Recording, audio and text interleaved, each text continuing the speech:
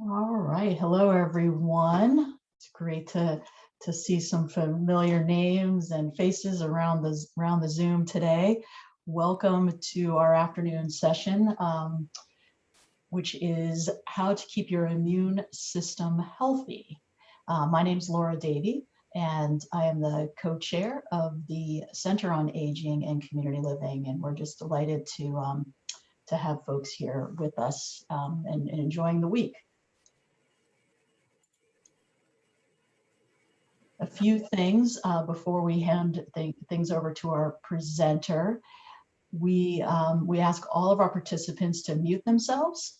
You can mute and unmute yourself by clicking the microphone icon in the Zoom window. So if you put your cursor over the window on most computers, you'll see a little microphone pop up on the lower left, and that's how you can mute and unmute yourself. There's also a chat function on Zoom. It's also usually at the bottom of the screen.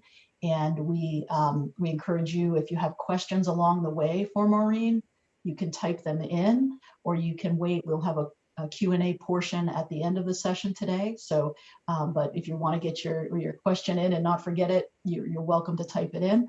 Otherwise, we'll call on folks at the end.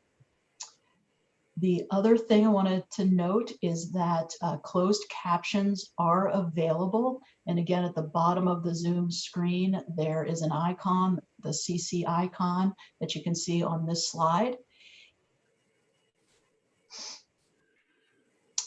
What will happen is the transcript should be showing up at the bottom of your screen.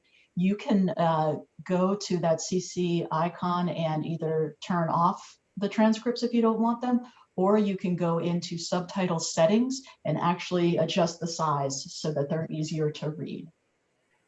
And lastly, this session, as all our sessions this week, are being recorded and they're posted on the Age of Champions event webpage.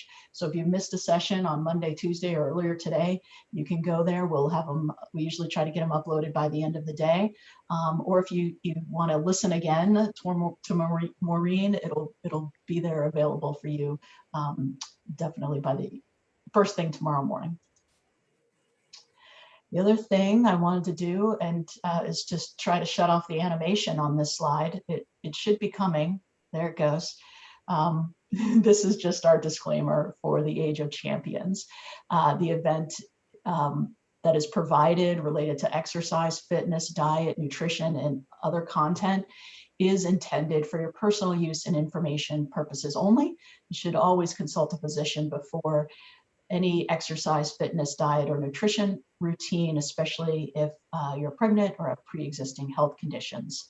So nothing contained in the website and our materials should be considered medical advice or diagnosis. And if you have any challenges with accessing content, with getting into our meetings, please email Bridget Drake, and she does put that, she'll put her email address in the chat box for us. It's bridget.drake@unh.edu. Age of Champions, we're really proud and excited to have many of our sponsors who are with us during the live version in past years. American House, Alzheimer's Association, Bellamy and Watson Fields, the New Hampshire Association of Senior Centers, AARP, and the Active Retirement Association. All of our sponsors have information on the Age of Champions event page, so please visit and learn more about each of them. We also, one of the benefits of going virtual is we have partners around the state who are helping individuals in the community access the materials and the sessions. And so really happy to have the support of these 4 or 5 partners that you see on your screen now. For the Age of Champions, because we went 5 days, we have based each day on the holistic wellness domains. Today is about physical wellness. It's about, being fit and feeling well when you move, energetic. in balancing all of the things that we need to do in life to have good physical health, including our nutrition and health literacy, our key focuses. Our kind of saying for the day, or what we want people to meditate on or think about, is this: when you're thinking about your physical well-being, to do and act in my daily life with vitality and no barriers. So that's really, really important to sit and think about. To do and act in my daily life with vitality and no barriers. And we hope that the information you receive today and throughout the week help you do that. I should have gone already to the next slide. And I just wanted to mention some things that are happening tomorrow. So here's our events for tomorrow. We have a family caregiver and support and powerful tools for caregivers at 10 a.m. We have at 1 o'clock, creative connections through movement. That's going to be dance with our some folks out in the Keene area. And then at 2 o'clock, we're going to hear about the New Hampshire State Commission on Aging, a really important commission that was started about a year ago, and how they're helping to make and create an age-friendly New Hampshire for us all. So with that, I am going to stop sharing my screen, and I'm going to turn it over to Maureen Brown. Maureen is with the New Hampshire Bureau of Elderly and Adult Services, and she is a dietitian, registered dietitian. And Maureen, you can start sharing your screen, and as you do that, please remember to share your sound as you do, because I know she has a video in there, so we want to make sure we can hear the video later. Okay, let's see.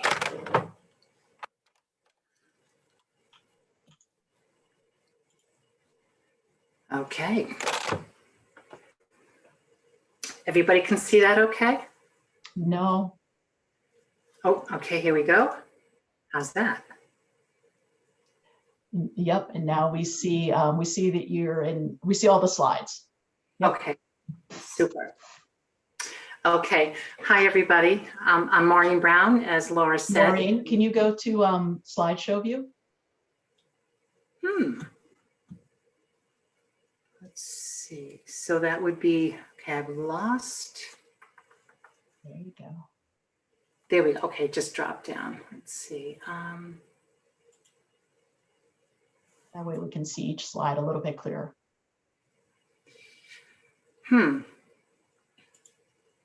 That option would be where? Because so right now, let's see. Across the top, you have file and home and transitions. Okay, up in that area. Sorry about that. Okay. Yeah, that's okay. If you hit slideshow, then it should say start from the beginning. All right, so slideshow, got it. Okay. Okay, I did just click on slideshow, and then now go all the way to the left. It says from beginning.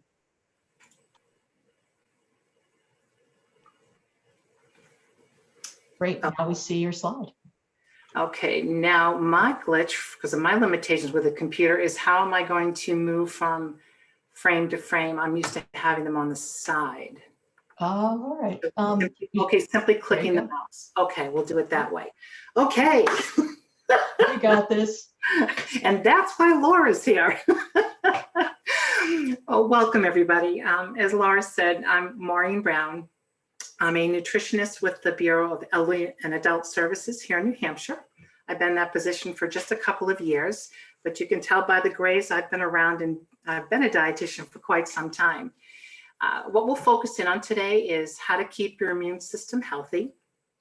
And what I'd like to focus in on is 4 basic areas where we can actually accomplish this. We can actually support our immune system.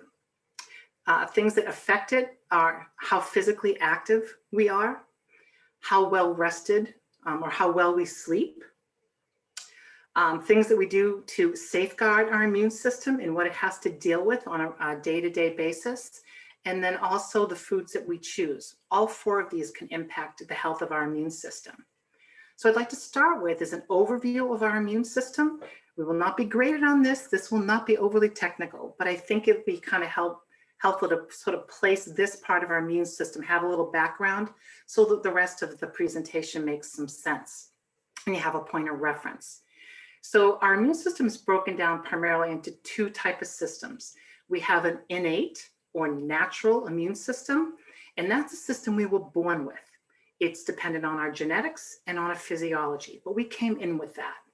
Then we have the part that we're going to focus in on today, which is our adaptive immune system. And it does exactly what the word adaptive says. It's the part of our immune system that allows us to adapt to any invader that comes into our body. This is the part of our immune system that will respond to that. So it's changing all the time. It has the ability to be adaptive depending on what we're dealing with in a given moment. So we'll start with this guy in blue, this large blue cell with the mouth open. This cell here is called a macrophage. Macrophage, phage for devour or consume. And that's exactly what this cell does. It's one of the lead cells going around our body and looking for things that shouldn't be there. When it finds that, it actually devours it, brings it inside, and it starts to read the surface of that germ. That term antigen we all keep hearing a lot about. This is a simplified version of it, but I know it helps me to understand it. So an antigen, actually I'm going to move this screen a little bit there. There we go. So antigens lie on the surface of a virus, a bacteria, whatever that invader is in our system. The macrophage begins to get that information, and then its job is to pass it along to the next layer of cells in our immune system, called our T cells. I like to call them the terminator cells, because that's what they're out there to do. And they eventually are the cells that are going to go off and create what we need to kill off that invader in our immune system. So the way they go about doing that is the larger blue cell, that macrophage cell, gives that information to our T cell, this little guy right here, who in turn takes it and shows it to what we call a B cell. When that B cell gets that information, the way it responds to it, it starts making a lot more of itself. It makes a lot more copies of its own cell in response to the information it just got. And those cells in turn create antibodies. Another word we've probably all heard way more than we want to in the past 6 months or so. And the antibody is represented by these little Ys floating around. And if you notice, they come around and they actually attach to the little antigens, the little things that make that germ unique. They begin to start finding it and they start attaching to it and thereby marking that germ for destruction. That is a brief but sort of overview of what our immune system, when it's functioning highly, properly, and healthily, this is the cycle that it goes through. And this is what we want to support with different things we do day to day. Another visual I like to have is this Pac-Man. I'm hoping that most of us are old enough to remember Pac-Man. Well, I think he did make a little bit of a comeback. That large Pac-Man that would go along the screen, imagine that as that macrophage, that large cell that goes around eating things that aren't supposed to be there, devouring them. And the white dots, or in this case, yellow dots, that it consumes is the germ that's floating around in our system, okay? So that kind of gives you an analogy of what a macrophage is out there trying to do. So when we talk about physical activity, specifically what we know, it's moderate physical activity or exercise. That's the type of exercise that has been strongly linked to helping out and supporting our immune system. That response that we talked about, that little circle of cells. Whenever I use the word response, that's what I'm referring to. And how does it do this? What we found is that each time we exercise, day to day to day, if we skip days in between, but each time we do some moderate exercise, we temporarily boost. We send this message to our immune system to boost the production of that large macrophage cell, that first cell in our line of defense. They get boosted. We just make more of them when we do moderate exercise. So if you think about it, you do that over time, you are eventually and ultimately supporting your immune system over the long haul to operate as best it can to identify invaders that we don't want in our body. Okay, that's how it works. So staying focused on moderate activity, I know for me, I want to have a really good sense of, well, what's moderate and what's not. If you guys walk away with nothing else from the activity or physical exercise part of my talk, I would hope you'd walk away with this. Rather than categorizing a specific type of activity as moderate, low impact, high impact, all those terms we like to throw around, the bottom line is whether or not an activity or an exercise is moderate to you depends on you. It depends on your personal level of physical fitness. So what may be to me vigorous and may be to you something that's moderate. It may be to someone else in the group low intensity. It really is personal to us, because if it's moderate to us and it brings about that response in our body, it's good enough for us as an individual, okay? So rather than lump summing into like what I have down the bottom here, where they absolutely separate out different activities, these are general senses of it, but don't use it as an absolute. I'm going to go on to a next slide that's going to help you determine whether or not I'm exercising in a moderate range or I'm not. How do I know that? We're going to talk about that next, but just know that that determination is made by you, okay? Not specifically by the activity. So let's talk about that a little bit. In order to know if we're in a range of moderate physical activity, we need to be able to monitor ourselves. So there's a couple of different tools that we can use out there. I'm very much free as me. If something available is free or low cost, I'm all over it. So one of the things that we can do that doesn't require a device, we don't have to buy anything, it just requires us and us paying attention to ourselves, is breathing, actually monitoring your breathing. And the rule of thumb that goes along with that is you are considered in a moderate range of physical activity when you can talk while you're doing that activity during the whole time frame that you're doing that activity, but you can't sing. Some of us just can't sing anyways, like me, but this is, from a breathing perspective. A person doing vigorous, intense activity is someone who can say very few words, 1, 2, 3 words, without having to pause and take a breath. So the way I would liken it is if I just started marching.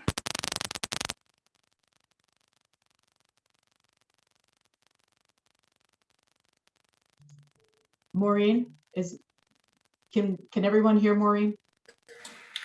No. Maureen, when you started marching, No. we lost you. Can't hear. Okay. No. I think something might have come out. Do you have something in your, There was like a clicking sound and we I stopped. heard a clicking sound too.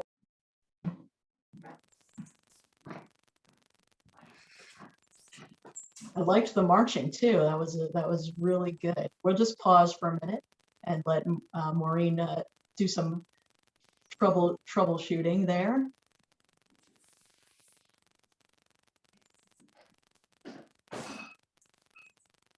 Yeah, this is like a inspiring presentation.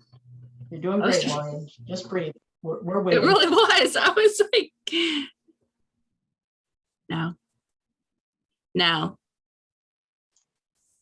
Nothing. So Maureen, why don't you, I'm going to put in you can still see the chat box, right?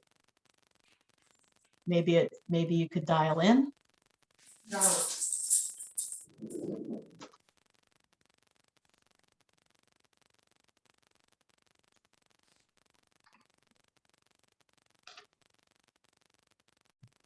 And the other thing, Maureen, if you go down to where your microphone is and the little up arrows and see if one of those got turned off or something, you're not muted. So there was some clickiness.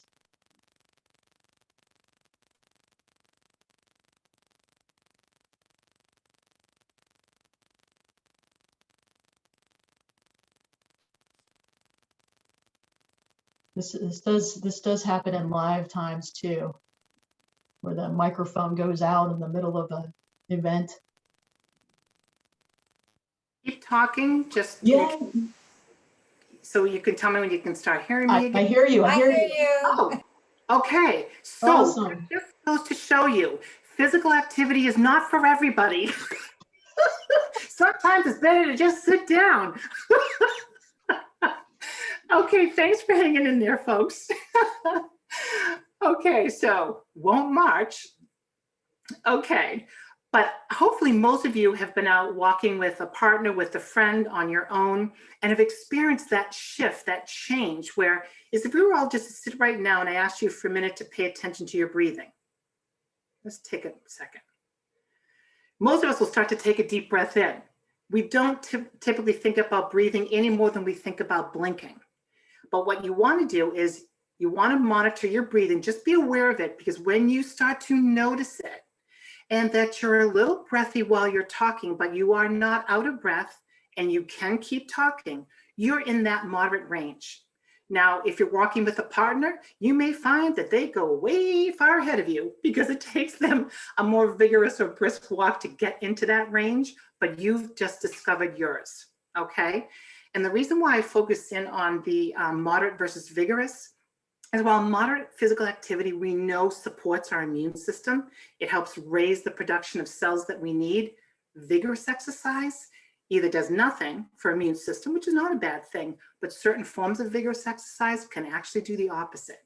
So we need to be aware of that.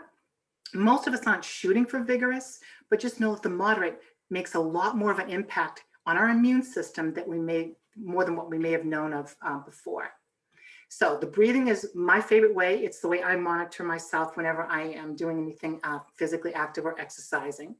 The other two options, or other option, is doing a pulse check. I won't go into detail on those because it's not my area of specialty, but I do want you to be aware that there's another option where you can actually monitor your pulse from your wrist or from your neck, but you want to connect with someone who really has an area of specialty and knows how to do that and get you to do it safely and accurately. Walk you through the technique so you feel really comfortable with it. So the last way that we can monitor to see if we're in a moderate activity zone is there are devices out there, smartwatches, fitness trackers, smartphones, tablets, iPads, and then even purchasing or downloading for free a phone app. The one thing that I will say is there are several physical therapists that I do work with. They or I own no stock in Android phones whatsoever, but I will say that all three of them, when I asked them when I was preparing for this presentation, all three of them use and recommend Android. And I asked, well, why? What makes it different? And there was a couple of different things that they said, because different apps or different type of devices can be different in how easy you can hear them, how audible they are, and also how visually easy it is to read the information that it's giving back to you. So they kind of base it on that, but they also said that the Android phone, I don't know if it's a particular one, you can certainly contact someone. If you own an Android phone, you can contact that company and find out. But they have found that they are one of the most accurate devices out there for monitoring someone's pulse. And that's what you would be looking at with these other options. And with anything, I know that Laura put out this caveat, but I will as well. You want to be aware that while these apps do work, they shouldn't be treated as an alternative to a medical visit. If you're going to start changing your physical activity, it just serves you to connect with your healthcare provider, because if that's not their area of specialty, you are. They know your medications, they know your physical health, they know you better than most any other provider you have, and they can then in turn refer you to someone like a physical therapist who can actually work up a personal workout or goal setting or whatever, and safe training that's individualized just for you. And I always think that's the way to go. All right. The next slide, again, free as me. So I wanted to show a couple of options as far as exercise resources that you can use. Those include renting exercise videos or CDs for those of you who still have a rental place near you. I know we're losing them over time, but they usually have a section that's just for exercise videos. But my favorite way to get them is consignment, secondhand stores, even Goodwill or Salvation Army. They always have a section in their stores that's dedicated to books, videos, CDs, cassette tapes. So whatever kind of player you have, chances are over time, you're going to get lucky and start finding some exercise videos that are of interest to you, a topic you want to look at, and a mode that you can actually take home and use because you have the device to play them. So just to share with you, I've never paid more than $3 for an exercise video. And I have a library now of 10 of them, and I vary them up. but I've never paid more than $3 for any kind of video, and this is how I tend to get them. So go low cost and free. Okay. The other options are a local recreation department in your town or your county or your city, and adult or senior centers. They both tend to offer programs or classes. And now with us still in the midst of COVID, even though we're coming on the backside of that, they still tend to have the options of us doing it in person, and they have some options that are virtual. You'd have to reach out to them to see what they're offering. Some are free, and some have some cost attached to them, but at least you can reach out to them and see what they might have and see what you might be interested in. Chances are they have someone affiliated with those departments or those centers that has some exercise background that could help you out individually if you needed to, okay? And lastly, Xfinity On Demand and YouTube, two other options where you can go in, play around with it, see what they offer. Even like on YouTube, you can put in exactly what you're looking for. For me, my search on YouTube was walking fit for 50. I didn't want to do the younger videos. I wanted to do videos that were more in line with me, and I like to walk. Normally, I don't shut things down when I do that. So that's what I like to use. Okay. And then again, just a reminder, check in with the healthcare person who knows you, your medications, your medical history, can walk through any limits or some goal setting with you in a safe way. Just take care of yourself and be safe while you do it. Okay, our next topic is going to be sleep. Whoops. Did you know that 70%, I want you to kind of just think about that for a second. 70% of us that are 55 and over, okay, we have, or we report that we have trouble sleeping, okay? It is so common in all populations. If you compare us to the general population, 69% of the total population of age also report they have trouble sleeping. So it's not unique to us, but of course it's all about us today. So some of the things that people might complain about is not feeling restored or refreshed after they're done sleeping. They got a good amount of sleep, but they just don't wake up feeling like they were rested enough or slept enough, even though number-wise it seems like they should be.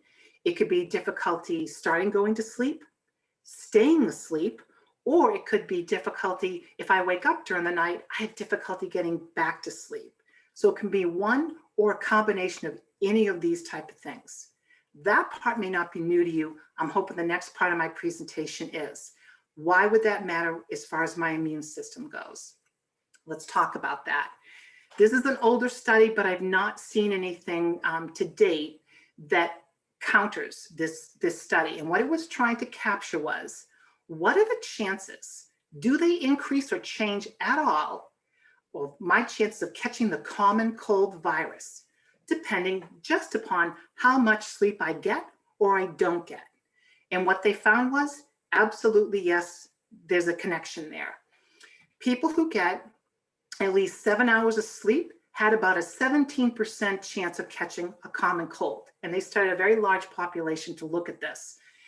Then it went up to 23% for folks that slept between 6 and 7 hours a night. From there, your increased chances of catching the common cold went up to 30% if you were somewhere between the 5 to 6 hours of sleep a night. And then for those of us who sleep less than 5 hours a night, we went up to 45%, just under 50-50 chance of catching the common cold, simply based on how much sleep we got in the course of a night. So if anyone ever asks you or tells you sleep does not affect your immune system, yeah, it does. It most certainly does. So let's look at one other study. I'm not big on this type of thing, but I want to bring this home to you guys, especially because of the current environment that we're in, because sleep is so under talked about or complained about. And I think we need to be our own advocates around making sure that our sleep is good quality, long enough that we feel rested. We need to be paying attention to ourselves. So I wanted to share this other study with you. They looked at sleep from a slightly different perspective, and they thought, okay, so we know lack of sleep can make a difference in something as simple as the common cold. What about if someone got a vaccine? Why would I be talking about vaccines? Okay, this vaccine was in particular the flu vaccine. This study was done a little while ago. And what they did is they took a large group of people, they gave them the flu vaccine, and they said, okay, based on only manipulating or changing their sleep, will that change how their immune system is able to take in that flu vaccine, do what it needs to do, and respond to it? And what they found was people who slept 4 hours per night for 6 days, they imposed this. They told a certain group of people, we're going to have you sleep for the next 6 days, but we're only going to allow you 4 hours a night. We're going to restrict you to that. And then immediately after that, for the next 7 days, we're going to let you sleep for 12 hours per day or per night. So if you think about those numbers, by the time you're done, you're averaging 8 hours a night. 6 were 4, 7 were 12, but when you're done, you got 8 hours of sleep in. So was that enough that as long as you average 8 hours, that you're fine? And this is what they found on the slide. You've probably read ahead, that there was a greater than 50% decrease in the production of antibodies. Remember, those are those little Y-shaped guys. I have them up on the top here. That's that Y shape here, okay? That its job is to attach to the surface of a germ to mark it to be destroyed. Those are not something you want to have half of. You want as many of those as you can. So it does make a difference. A lot of people will kind of put the protection of their sleep off as, oh, it's not that important. We all do it. I take a nap, I'm good. But we're finding it does make a difference. So if your sleeping can be erratic like that, and it's been erratic over a long period of time, that's a discussion I'm going to encourage you to be talking to your healthcare provider about. See if there's something he or she can help you to find a way or come up with a plan that might help normalize that a little bit more for you. Why? Because it does matter on your immune system, and that's what we're talking about today. So sleep loss overall, it does higher your risk for infections, okay?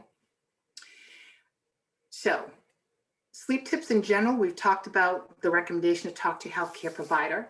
In the next few slides, I want to talk about behavior changes you can do to support your sleep, some mind-body therapies and techniques that support our sleep, and then just some sort of general and dietary considerations that you can sort of put in your toolbox and pull out when you need them to help you with your sleep.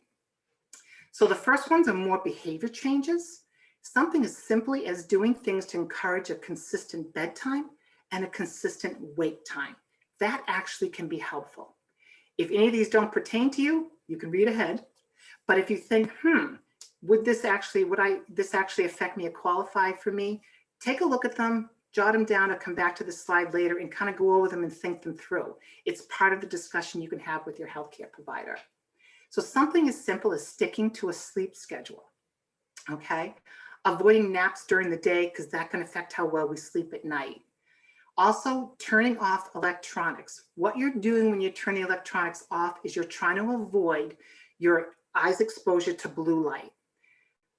Typically, you want to try doing this starting about 30 minutes before bedtime, and then wait 2 or 3 weeks and see if you start to see a difference. Say that's the only change that you make is you start turning off electronics sooner, and instead you do puzzles, you meditate, you read, you call a friend, whatever you think would be a good replacement for you. Start at 30 minutes, see how you feel after a few weeks. If you don't see much of a change, if you're willing and it works for you, try it 1 hour before bedtime and see if that particular thing has much of an impact. You can kind of rule things in and rule things out. So the last piece I want you to know is, what are the sources of blue light? Sunlight, number one, highest source of blue light. Makes sense. You want to be awake during the day. Fluorescent lights and LED lights. You want to make a note of what kind of lights you have in your house, especially your bedside lights and your reading lamps. You want to be aware of those. And also flat screen TVs. And the majority of us now have a flat screen TV with very few exceptions. So just know that they're all sources of blue light, and they're things to be thinking about during this 30-minute or 1 hour trial for a few weeks or so to see if it helps you with your ability to fall asleep or stay asleep. The other things you can do are things that will signal your brain to prepare for sleep. Routines, just having simple routines like dimming the lights, just simply dimming your lights starting an hour before bedtime. If you have those lamps that do the 1, 2, 3 settings, you know, people tone it down at an hour and then they'll tone it down again about 15, 20 minutes before they go to bed. It's something else to try. It doesn't cost anything. and you can see if it has an impact for you. Meditating, all different forms of meditation. You can look into some I know are being offered during this week. A hot bath or a shower. It just sends a signal to your body to relax the muscles, relax the body. Great thing to do before going to bed. And or gentle stretching, another signal that tells your body to relax and to slow down. Whoops. Okay, and the last two slides are mind-body interventions and dietary and other considerations. The three mind-body techniques I chose to talk about today, there's many of them, is acupuncture, Tai Chi, which has also been offered during this week, so you can pull up that video if you didn't get a chance to do it, and mindfulness meditation. The one I want to focus in on is the acupuncture, because I want you to be set up for success. And what you need to know is that typically, if you decide you want to do acupuncture, which really, really is good for those of us who want to show up and let someone else do the work, you know who you are, okay? And if this type of thing is something you rather let someone else try something for you rather than you having to actively do something, you know, we get to have a pass on certain things. So if you choose acupuncture and want to give it a shot, know that typically it's about 8 to 12 weekly visits before you're really going to start seeing a change. So you need to give it at least that range before you rule acupuncture in as being beneficial to you. All three of these, the acupuncture, the Tai Chi, and the mindfulness meditation, have all been shown with repeated research and papers to back them that they affect your ability to relax, they support your ability to sleep, and they also have a positive impact on your immune system. So any one of those three that work for you, I think is great to try. The Tai Chi is on the other end of the spectrum for those of you who just cannot sit still, which can sometimes be me. I'm trying to get my body to settle down. Every time I used to hear someone say meditate when I was young, I'd be, oh, you know, I can't even sit still long enough to even think about doing meditation. So it didn't work for me. Tai Chi is great because it's a mindful movement. You actually get to move your body while you're telling your mind and body to both relax. So if you know you're that type of a person that it's just not going to work if you have to lie still or sit still, it's not for you, Tai Chi is something you might want to consider. Okay, on the other side, we have some of the sort of dietary and other type of things to consider that can support sleep. Those include melatonin supplements, magnesium supplements, and then lavender oil. I like the lavender oil because you don't have to ingest it. You don't have to take anything in, and there is minimal to absolutely no information out there about having a reaction or overdoing lavender. What I will offer up, again, free and cheap as me, the way I use lavender oil and the way I used it with my children is I would grab a small little paper cup or a little porcelain bowl, put a cotton ball in it, and then put a few drops of the lavender oil on the cotton ball and set it right beside their bedside table, just so that aroma gets to come in the room, and then sort of observe and see if it made a difference. For one of my children, it did not. For one of them, it did. So I like the use of essential oils. Lavender is one of the most well-known to help with sleep. With melatonin and the magnesium supplements, what I put on this slide that I want you to pay attention to, anytime you're talking about starting to supplement with a vitamin, a mineral, an herb, a protein, or something like melatonin, some other kind of hormone-like substance, you really want to be talking to someone who knows their stuff about these things, because they all have from little to massive amounts of potential interactions with other medications you could be taking and with certain medical conditions. So you want someone that you have confidence in that is going to be able to process that through with you and knows your medical and medication history, okay? I'm definitely not anti-supplements. They absolutely have their place, but just be safe. The other thing I want you to know about melatonin is melatonin is a hormone, and melatonin and cortisol do this dance in our body, okay? As nighttime comes, melatonin is increased inside our body. We make more of it, and cortisol is lowered. As wake time or daylight comes, the opposite happens. Melatonin begins to go down. We don't produce as much of it. We start producing more cortisol. But as we age, our ability to make melatonin goes down. We don't have as much melatonin in our system available to us. So melatonin, just by virtue of getting older, is a reasonable thing to consider. I have tried other things. I haven't tried this yet. But again, because it can interact with medications and certain medical conditions, check with your medical provider, healthcare provider first. Come up with a really safe, good plan for you before you start something like that. Okay? All right. I don't have a clock in front of me. How are we doing? I know we had some glitches, and how are we doing? We're doing well, Maureen. We have about 20 minutes left total. We do have Okay. one question already in chat, and but yeah, I think we're good. Okay, great. Then I will keep going, and I'm going to shoot to give you guys some time at the end to ask questions in case you have them. So the next category of things to talk about were supports that help minimize the workload our immune system has to deal with, things that we do to safeguard our immune system before an invader even gets in, things we do to keep those invaders out, those viruses, bacteria, whatever they might be. Those include the health official guidance that we've been getting for the general public from public health and from the CDC, whether it's about mask wearing, hand washing, social distancing, all those things that we all know so well right now. That's one way. And the reason why we even do that is because it is a support that's going to minimize and reduce what your immune system has to deal with. It's like an outside first line of defense. The other things are talking with your doctor, which we've talked about. But what I like is when you discuss these type of things, what's in this discussion, other things you've learned about, picked up, official general guidance, when you bring that to your healthcare provider that knows you the best, you and he or she can start personalizing what is going to give you the most bang for your buck based on your medical background and your personal history and what your goals are. So it just behooves us to take a time and make a conversation with them happen. The other thing that's important is prioritizing what you need and what's doable for you from a financial standpoint, from a time standpoint, and thinking about safety first. Those are things you really want to think about, because I may need to do something. I may know in my head it's going to benefit me, but is it really doable for where I'm at right now?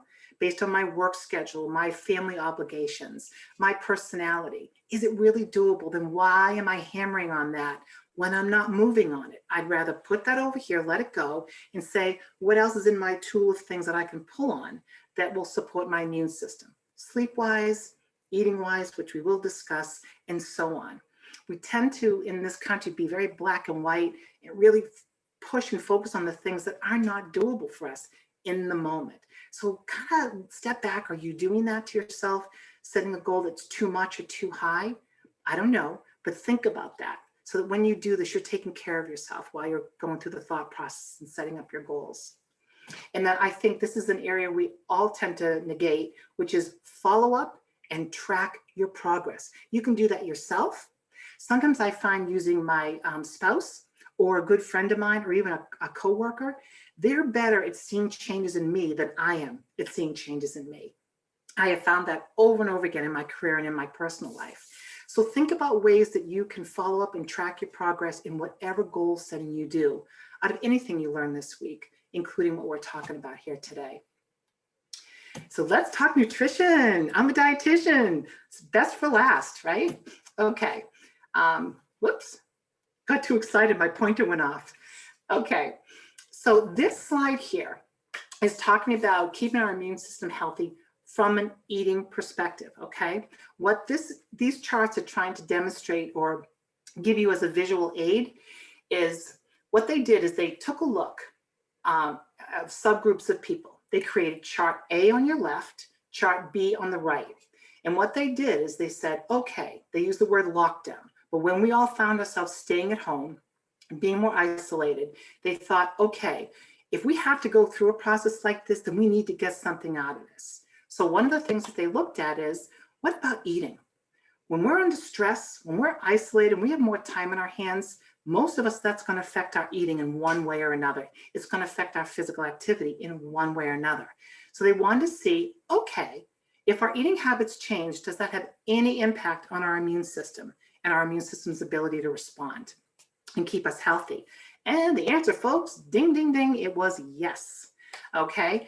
chart A on the left, I'm sorry, basically starts with folks that responded to the stress, which is so common and so human. They responded to the stress by declining their level of exercise level for many different reasons.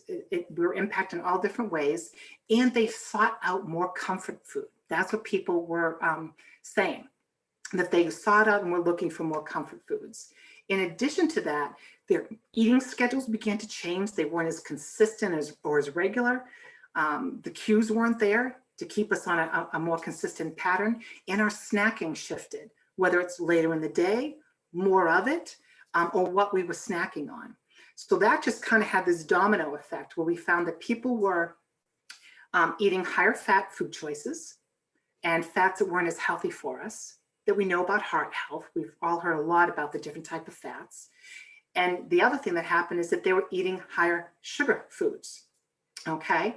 As a result of focusing on comfort foods, higher fat, higher sugar food intakes, the natural result of that is we're not eating as many foods that support our body or support our health. So we were getting lower vitamin and mineral intake. Most people don't begin eating like this and saying, I'm gonna take my vitamin and mineral while I do this. Most of us don't think that way. When your dietitian is your mom or your wife, you do think that way. But most of us don't have a live-in me. So what you end up with is they found that it changed the bacteria in our gut. And that is one of our other lines of defense with our immune system, the friendly bacteria that's supposed to be there that helps to fight off the ones that we don't want in there. So what they found is the cells of our immune system either were not being produced as well or were not working as well. And in addition to that, they found there was more inflammation in people's bodies, another thing that taxes your immune system. So when you look over at the other chart, chart B, for people who they responded in a different way. The way they responded to the lockdown and the social isolation and other things that we've all lived through, they found that they were exercising more, they were eating healthier. That's the way they responded.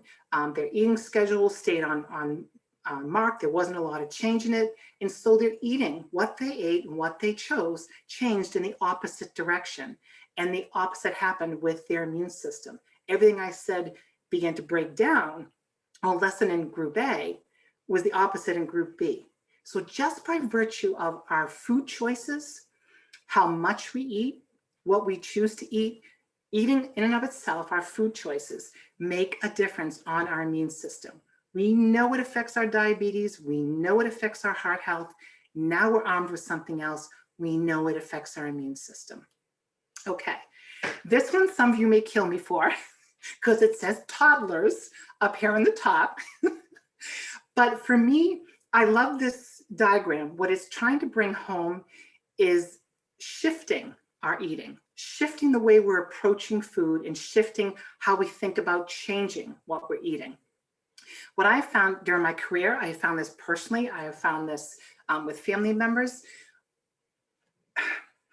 Many of us, if I could do a poll and say how many of you have done one diet in your lifetime, whether it was for a medical condition, whether it was because of a surgery, whether it was for weight loss, whether it's because you were helping out a friend, because you want to fit into something, whatever your motivation was, almost everyone here would raise their hand and say, I've changed my eating pattern, I went on a diet at least once in my lifetime. I could probably go as high as 5, 6, 7, 8 and still keep climbing and still have hands raised on the number of times you've done this. So we start, we stop, we start, we stop. If you haven't held on to any of that, what did that do for us? What did we get out of that? We got some knowledge and usually a little bit more guilt because we're not doing it anymore. So why not start and look at food and look at changing our patterns in a shifting process? I'm going to shift from where I'm at because it's not right where I want to be. That's where I want to go. So I'm going to start making changes that shift me in that direction. I found it's just a self-kinder, embracing way to approach eating and eating changes than anything else I've come across in my career. I also like this slide because I don't know about you, but I'm in the same body I was in when I was a toddler. I have not jumped bodies between 2 to 3 years old to the age I am right now, okay? I'm in the same body and the same basics for sleep, for protective stuff, things that support us and keep things out of our immune system, our eating habits, our relaxation type of habits, the same things that helped us and consistencies helped us when we were that age bracket, they help the body now because the body still has the same basic needs. So, Maureen, done talking about, yeah. yeah, it's your 10 minutes. Oh, okay. All right. So what I like about this slide is I'll share one piece from this, cereals. Let's focus in on that. In my household, I brought my kids up with minimally sugar sweetened cereals. But as they went out into daycare, as they went out into the school system, as they watched the TV and started to know what it was, saw what their friends were eating, things began to change. And they moved into a different direction with what they wanted to eat as far as cereals go. So I took this same approach of shifting them back because we do use cereals in our house and it's a snack food as well as a breakfast item. So what we did is I gave them 1/4 of their bowl was an unsweetened cereal and 3/4 of the bowl was the cereal they had come into eating and liked. I did that for several weeks or more if I needed to. Each one of my children responded differently. And then after a month or so, I then made it a 50-50 change. Did they like it? Did they not like it? Did they see much of a taste change? And I'd shifted a little bit more and just kept working at their pace, what was doable for them until I have them. We now have a household where if you looked in my pantry, wish I could pick this up and show you my pantry. At least when it comes to cereals, there are no sweetened cereals in my house because we all actually like them. But it took a year or more for my daughter to convert and change over. My son was done with it in about a couple of months. So we all veered in how quickly we could do it, but by looking at it as a shift approach, sort of living in a gray area was a lot easier way to get this accomplished than trying to do it all black and white. Because you know what? It's now been, my son is 22, and we did this when he was 9, so I was good at math. It's been that many years that he's never gone back to a sweetened cereal. That's a diet that I put him on that worked because he's still doing it. Something to think about. Okay. The next one, we won't have time to do this, but I do want to make you all aware. There's an app, again, free as me. It's free from the U.S. Department of Agriculture, USDA. Their website is down below, so you can access this on your computer, or you can use either one of these apps and download this on your phone.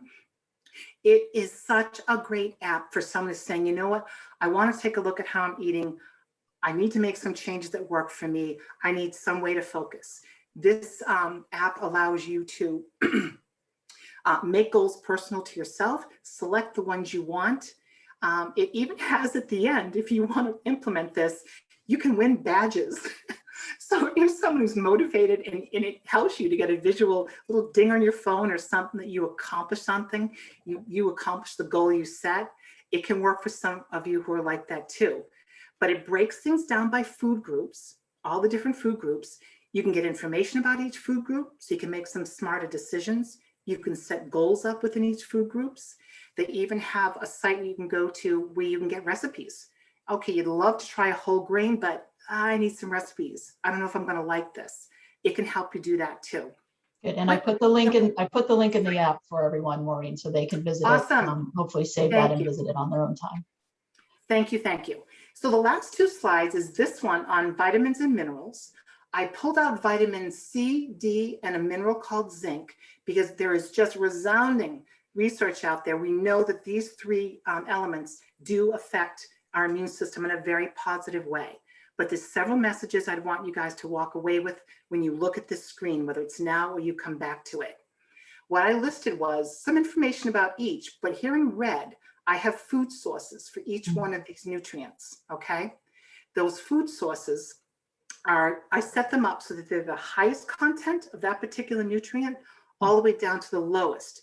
But if they made my list, they are a good source of vitamin C, vitamin D, or zinc. So they didn't even make this list if they weren't good to begin with, okay?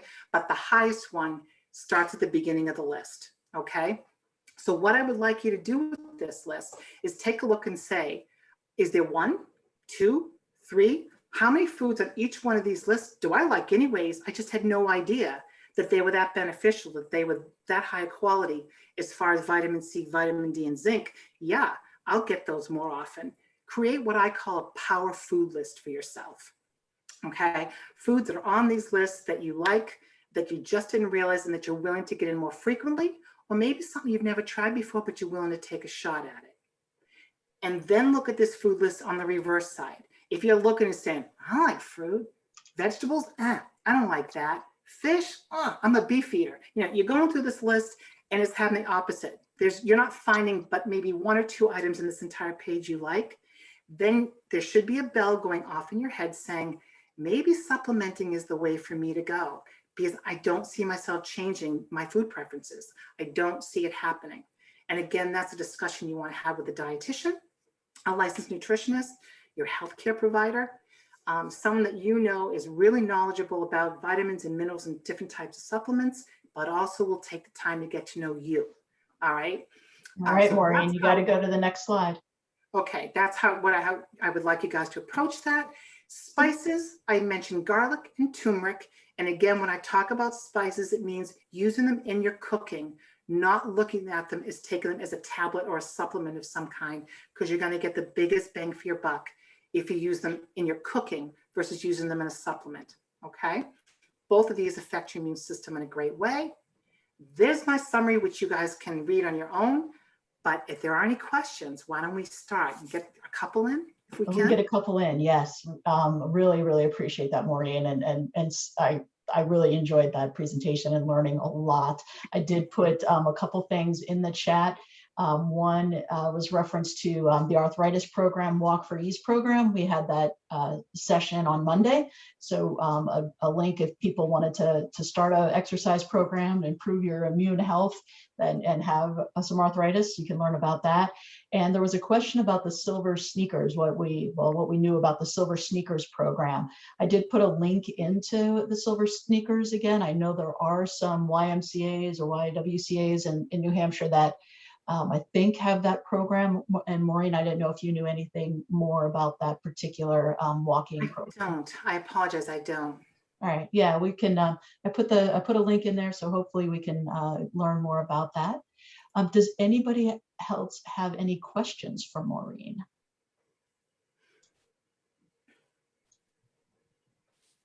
There's a lot of great information. I am going to have to watch it again. Oh, great. Someone was sharing that they had used the My Plate tool, which is the website I gave you. It's a great tool. It's just made for us every day, simple, straightforward goal setting and information. I love it. It's a great tool. And I know that our next Age of Champions Wellness, Health and Wellness Fair session is about to start. I did put that link into chat, and it is about, it's our occupational therapy students at the University of New Hampshire offering an active group on physical activity. So you'll get ready to move with them. And we'd love for you all to kind of transition from learning from Maureen about how to improve your immune system to working with our occupational therapy students on some of that movement that will help us improve our health. So again, Maureen, so grateful and thankful to you for providing your expertise. It was wonderful. And I really appreciate everybody who came out today to join this particular session. More information is on the Age of Champions event website. If you have any problems navigating that or finding information, please email myself. It is laura.davie@unh.edu. I'll put that in chat too. And we also have Bridget Drake has also been wonderful. Anybody at the Center on Aging and Community Living, you can contact us and we'll help you. Thank you so much, everyone. Thank you, everybody. I enjoyed it. Thank you all.